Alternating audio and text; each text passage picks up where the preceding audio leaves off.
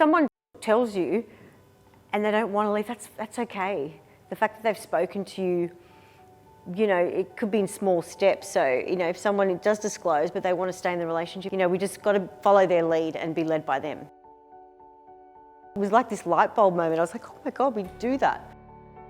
So, like I said, I'm excited to be here talking to each of you because each one of you are a family member, you're a friend, you're part of a workplace, and it's really important that you understand the role that you play in responding to somebody who may have or has experienced domestic and family violence, however small or large it can be. It can honestly make all the difference. I was with my perpetrator for 16 years, and during that time, I didn't think that, you know, the physical, the emotional, the psychological abuse was bad enough to warrant, you know, being given the tag of being a victim. I reached out to my girlfriends from high school and kind of told them what was happening.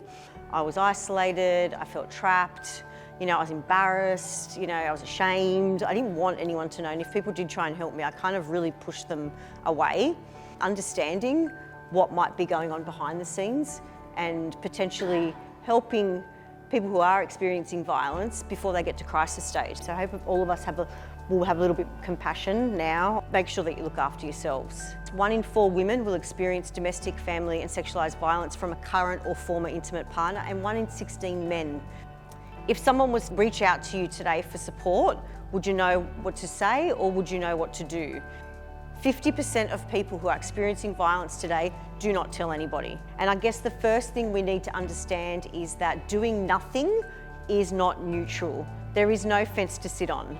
So even with the best of intentions, our actions or inactions will affect a person who is experiencing violence, and our actions or doing nothing will either, you know, be helpful and supportive or unhelpful and unsupportive. We have potentially 206 females currently in our workplace today who have or are experiencing violence, and we also have 35 males.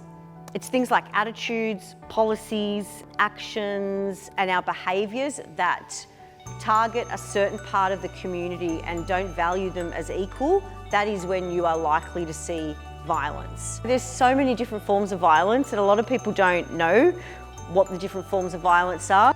He would often break or smash or rip or burn in front of me just to put you down, make you feel bad about yourself, call you names, make you think you're crazy, play mind games before gaslighting was a word.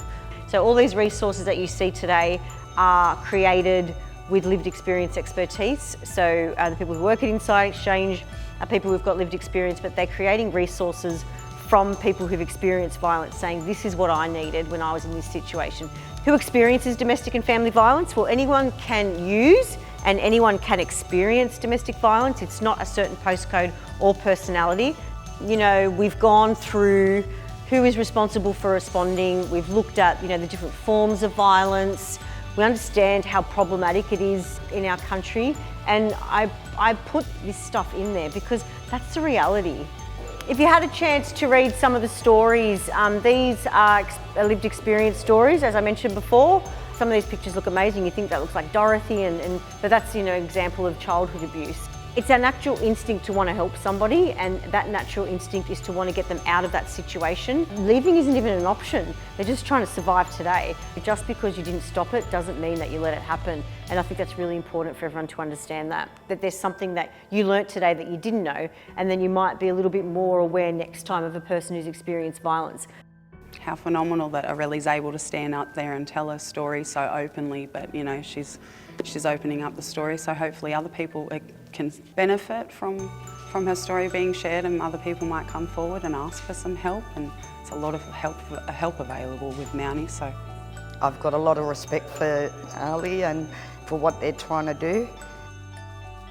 Unbelievably the best thing for doing this, to open industry's eyes and help for future generations.